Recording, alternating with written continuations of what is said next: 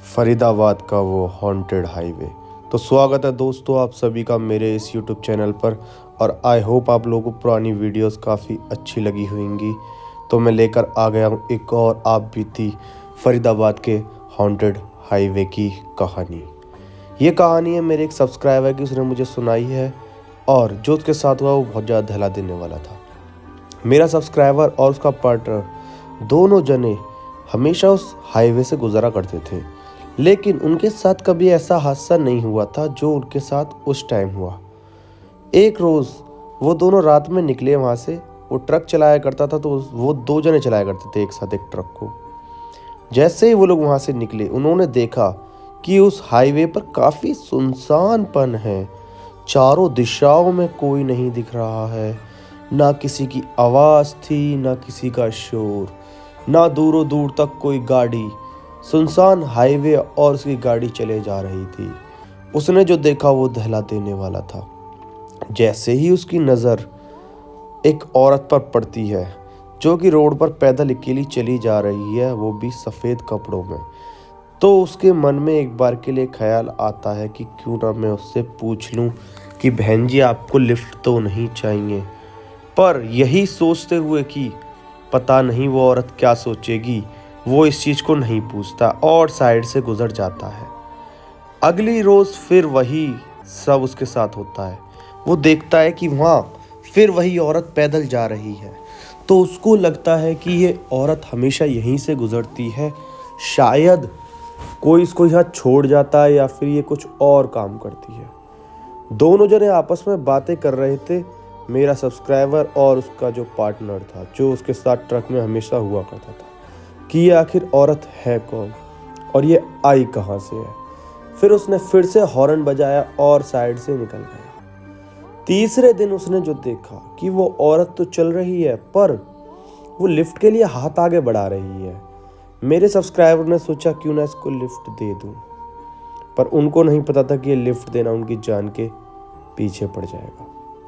उन्होंने गाड़ी को रोक लिया, गाड़ी को सहारे लगाया और पूछने लगे, बहन जी कहाँ जाओगी। उसने बहुत बड़ा एक पल्लू किया हुआ था, उस पल्लू के वजह से उसका चेहरा नहीं दिख रहा था।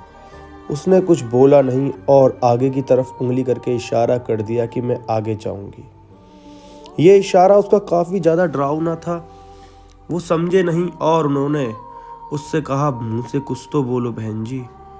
उसने फिर इशारा आगे को किया, तो उन्हें थोड़ा डर सा लगा और उन्होंने अपनी गाड़ी को स्टार्ट किया और वो वहाँ से निकल गए। आपस में वो वही बात करते कि आखिर ये औरत थी कौन और ये कैसे आई। कहावत काफ़ी पुरानी है कि फरीदाबाद के हाईवे पर हमेशा ऐसे हादसे होते हुए देखे गए हैं जिनमें एक औरत दिखती है, पर उन दोनों ड्राइवर्स को ये बात नहीं पता थी। और अगली शाम फिर अपना ट्रक लेके वो लोग निकल लिए और ट्रक में काफ़ी सामान लोडेड था और ट्रक धीमे धीमे ही चले जा रहा था। अपनी गतिविधि से चले चले ट्रक सेम उसी लोकेशन पर पहुंच जाता है। वो लोकेशन काफ़ी ज़्यादा डरावनी थी और मन को दहला रही थी। वो देखते हैं कि वो औरत आज बीच रोड पर चल रही है। वो कंफ्यूज हो जाते हैं कि आखिर करें तो करें क्या। वो गाड़ी को लेफ्ट साइड से करके निकाल ले जाते हैं और अपनी लोकेशन पर पहुंच जाते हैं। फिर रात को ही ये दोनों आपस में सोचते हैं कि आखिर ये औरत है कौन जो हमें ही दिख रही है। उनको नहीं पता था कि ये उनके ऐसे पीछे पड़ जाएगी कि वो चाहकर भी अपना पीछा उससे नहीं छुटा पाएंगे। अगली शाम सेम वही ख्याल, औरत उनको दिखती है, लेकिन इस बार उन्होंने गाड़ी को रोक लिया। और जो ड्राइवर था, जो कि मेरा सब्सक्राइबर था, उसने बताया कि जैसे ही मैं गाड़ी से उतरा, मैंने उस औरत से पूछा कि अरे बहन जी किधर जाओगी।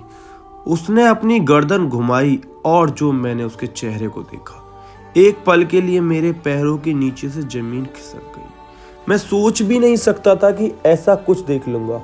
उसके चेहरे को एक अलग सी सुकड़न और उसकी आंखें एकदम सफ़ेद, जो काला कंचा होता है वो भी सफ़ेद था। उसका चेहरे पर कुछ अजीबोगरीब निशान से, जैसे कि उसका चेहरा सड़ रहा हो। मैं उस चीज़ को देखकर उल्टा गिर गया। सब्सक्राइबर ने बताया कि जैसे ही वो उल्टा गिरा, उसका पार्टनर आता है, कहता है अरे भाई क्या हो गया, कैसे गिर गया। वो आकर उसको उठाने लग जाता है और वो आगे की तरफ उंगली करके कहता है कि इस औरत को देख। मतलब उसकी इतनी ज़्यादा फट चुकी थी कि वो मुंह से कुछ बोल भी नहीं पा रहा था, बस इशारों से कह रहा था कि आगे आगे आगे।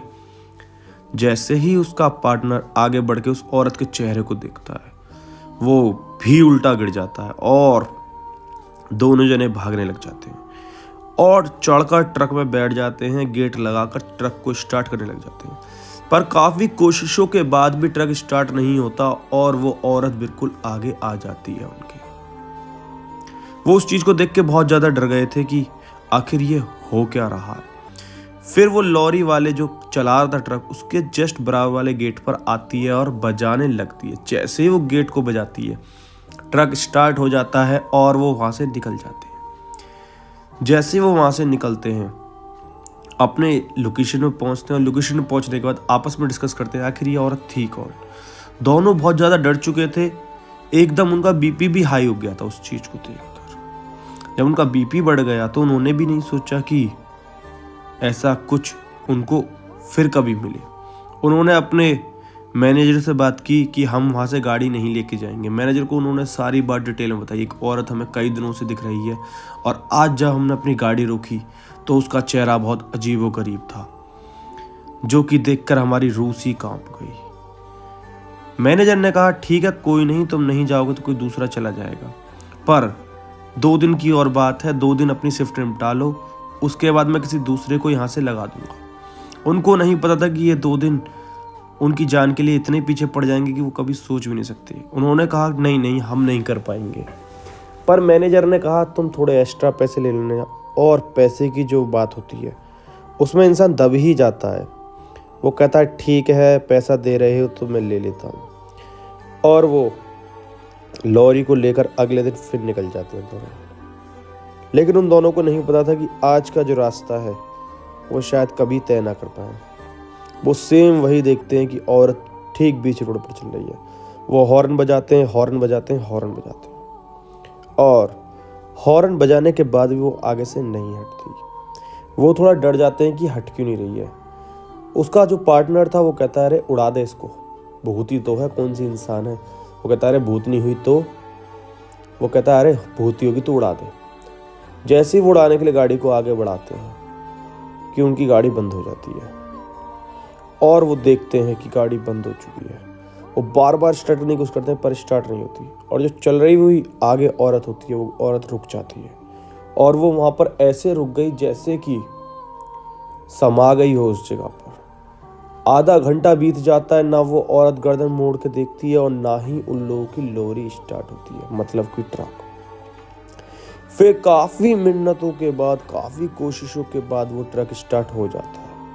वो उस ट्रक को बहुत रफ्तार में लेकर आते हैं और उस औरत को बीच में से उड़ा देते हैं। पर जब उस औरत के ऊपर से ट्रक चलाते हैं तो उन्हें फील ही नहीं होता है किसी चीज़ में टकराया ट्रक, और ट्रक पार निकल जाता है।